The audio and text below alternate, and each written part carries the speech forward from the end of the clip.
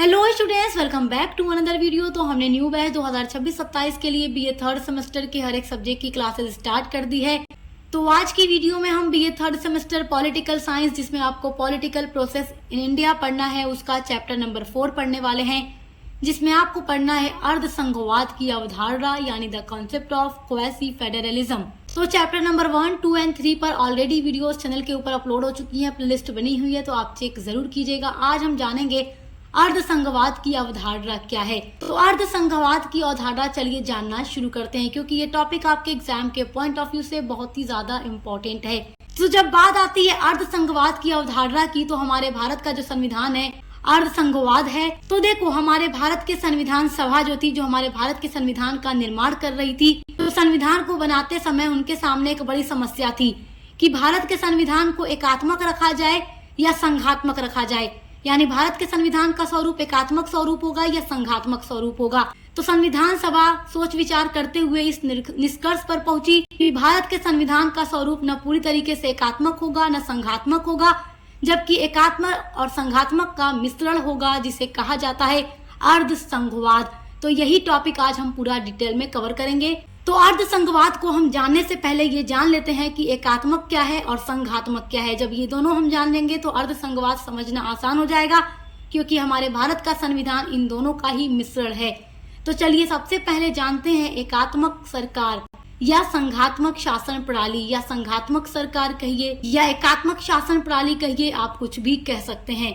एकात्मक सरकार या शासन प्रणाली का मतलब होता है कि एक राजनीतिक व्यवस्था जहां पर अंतिम शासन शक्ति एक ही राष्ट्रीय सत्ता में केंद्रित होती है, जहां पर अलग अलग से केंद्र सरकार या राज्य सरकार नहीं होती, एक ही शक्ति होती है अंतिम शासन शक्ति, जिसमें पूरे अपने देश में शासन करने की जो सत्ता होती है वो केंद्रित होती है।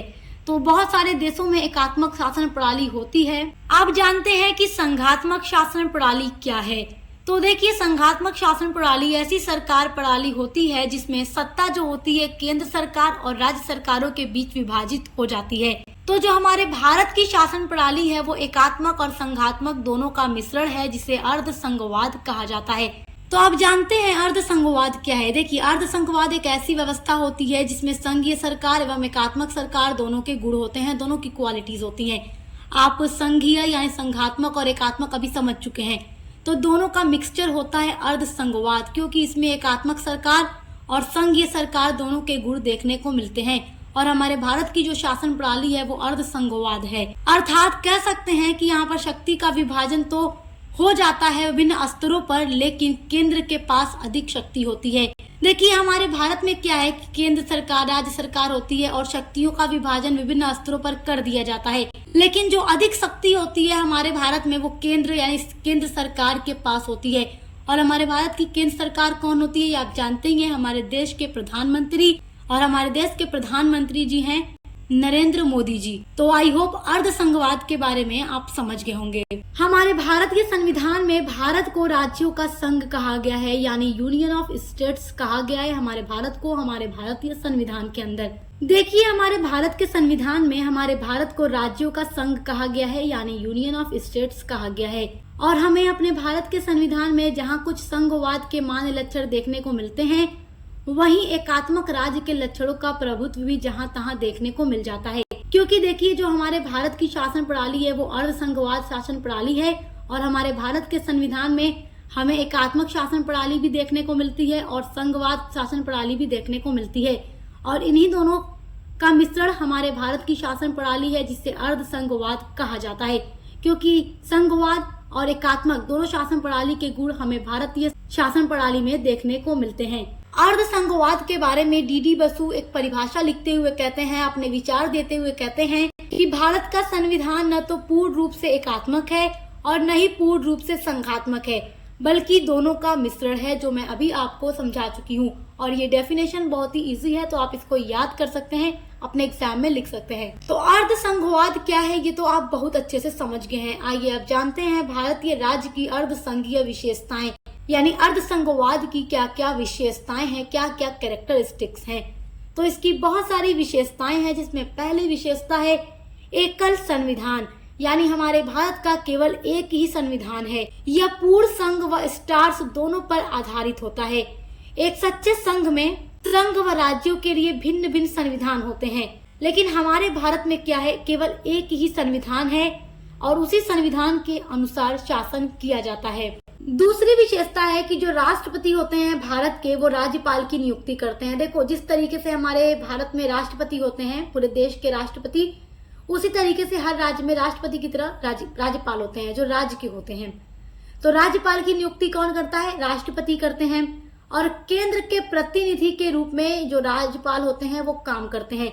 और एक बात याद रखिएगा कि हमारे भारत में जो राज्यपाल होते हैं अलग अलग राज्यों के, तो एक व्यक्ति अगर किसी राज्य का राज्यपाल है तो वो एक समय में एक से अधिक राज्यों का राज्यपाल भी हो सकता है और वो केंद्र के प्रतिनिधि के रूप में काम करते हैं।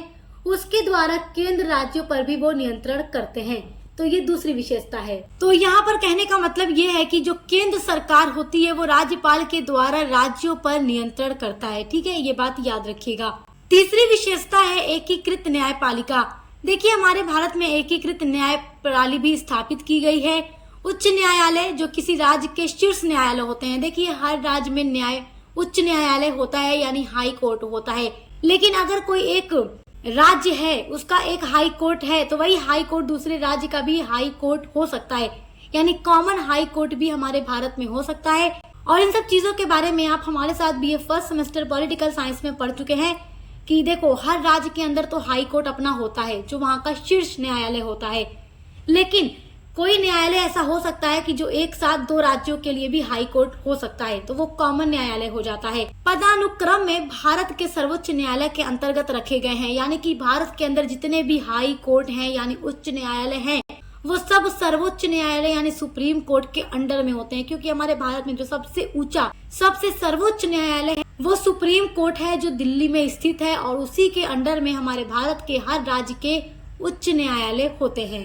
देखिए, अर्धसंघवाद की जो चौथी विशेषता आ जाएगी वो है राज्यसभा में राज्यों का एक जैसा प्रतिनिधित्व नहीं होता। देखिए, ये बात तो आप जानते ही हैं कि लोकसभा और राज्यसभा में क्या होते हैं, सांसद होते हैं। तो जो राज्यसभा होती है, यहाँ पर ऐसा नहीं होता कि भारत के हर राज्य से एक बराबर ही प्रतिनिधित्व आएंगे, यानी एक बराबर ही सांसद आएंगे। जो राज्य छोटे होते हैं वहां से कम प्रतिनिधि आएंगे।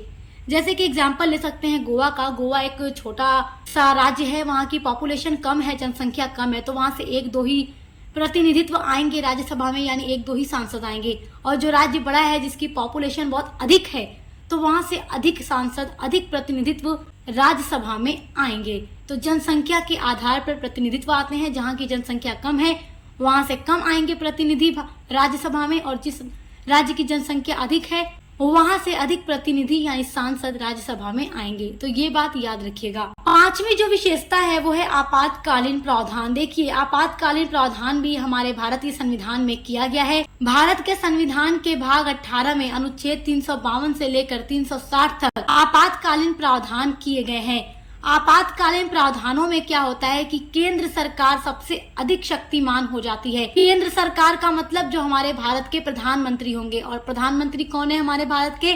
श्री नरेंद्र मोदी जी हैं। तो केंद्र सरकार जो होगी वो सबसे अधिक शक्तिमान यानी शक्तिशाली हो जाती है, तथा राज्य केंद्र के संपूर्ण नियंत्रण में आ जाते हैं, यानी जो भी राज्य होंगे वो केंद्र सरकार के पूरे नियंत्रण में आ जाएंगे आपातकालीन कंडीशन में। तो आपातकालीन जो प्रावधान हमारे भारतीय संविधान में 352 से 360 तक किए गए हैं, उनमें 3 प्रावधान हैं। 352 के अंदर आता है, यानी 352 अनुच्छेद के अंदर आता है राष्ट्रीय आपातकाल। 356 अनुच्छेद के अंदर आता है राज्य के आपातकाल यानी कि राष्ट्रपति शासन, और 360 अनुच्छेद में आता है वित्तीय आपातकाल। और इन तीनों आपातकालीन स्थितियों में जो राष्ट्रपति होते हैं वो प्रधानमंत्री के आदेश पर ही लागू करते हैं। तो ये बात याद रखिएगा। आई होप कि आप अर्धसंघवाद के बारे में सारी चीजें बहुत अच्छे से समझ गए होंगे। तो इसी तरीके से हम आपकी हर एक सब्जेक्ट की क्लासेस चैप्टर वाइज अपलोड कर रहे हैं, पूरी यूनिट्स को कंप्लीट करा रहे हैं। तो हमारे चैनल को सब्सक्राइब करना मत भूलेगा अगर पहली बार आए हैं तो, क्योंकि ये बीए के लिए बेस्ट चैनल है। अब मिलते हैं अगली वीडियो के साथ।